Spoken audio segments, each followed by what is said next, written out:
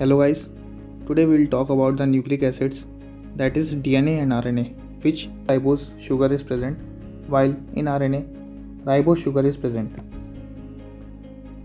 अब हम nucleic acid के केमिकल कॉम्पोजिशन को देख लेते हैं. कंप्लीट हाइड्रोलिसिस ऑफ DNA और RNA yields a pentose sugar, a phosphoric acid or phosphate group, and a nitrogen containing heterocyclic bases. A for adenine, T for thymine, C for cytosine, and G for guanine. So this sugar and phosphate forms the backbone of the polynucleotide chain. The nucleotides between 5' and 3' carbon atoms of the pentose sugar are joined together by phosphodiester linkage. This results in the formation of dinucleotide. Nucleic acids have a secondary structure. James Watson and Francis Crick gave a double-strand helix structure for DNA in 1953. The two strands of complementary DNA are held together by hydrogen bonds. Adenine forms 2 hydrogen bonds with thymine and guanine forms 3 hydrogen bonds with cytosine.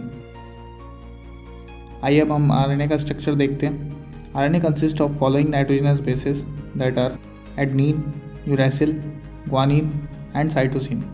In RNA, uracil is present in place of thymine, जिसकी वजह से RNA more reactive और unstable हो जाता है.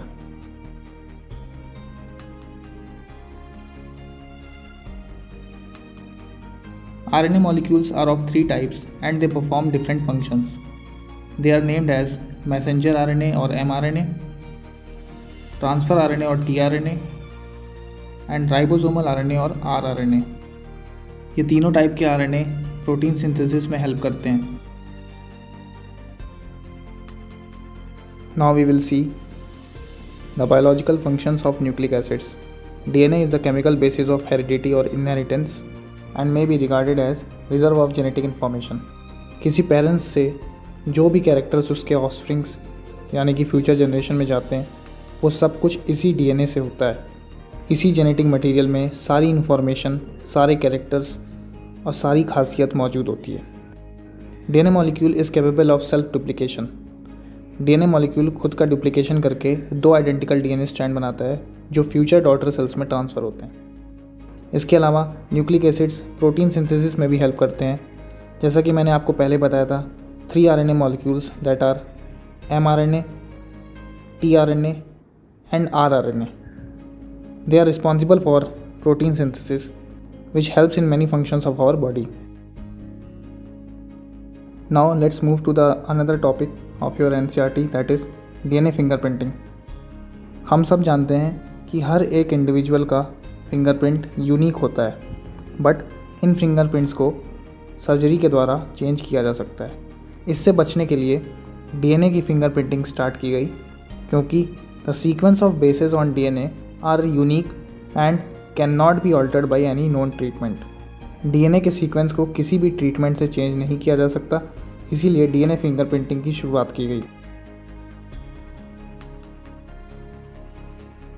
DNA fingerprinting का use आज बहुत से फील्ड्स में किया जा रहा है, जिसमें forensic labs where DNA fingerprinting is used to establish link between biological evidence and a suspect in a criminal investigation or any accident.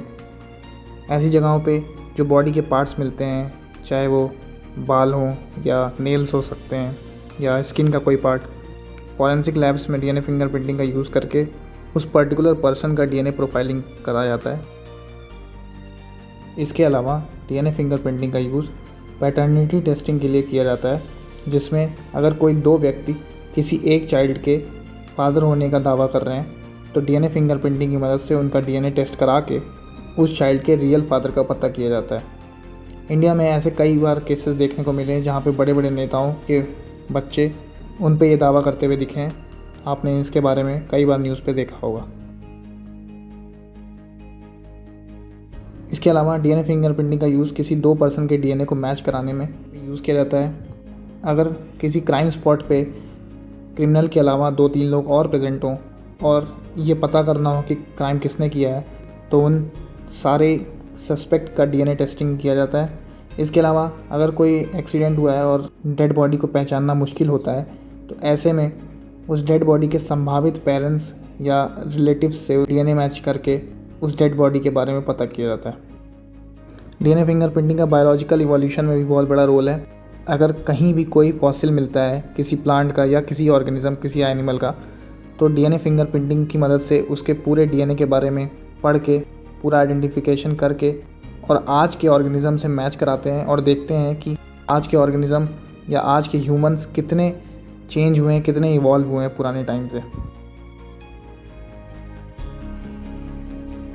So that's all for today. I hope कि आपको ये video पसंद आई होगी। Do like, share and subscribe and press the bell icon for latest update.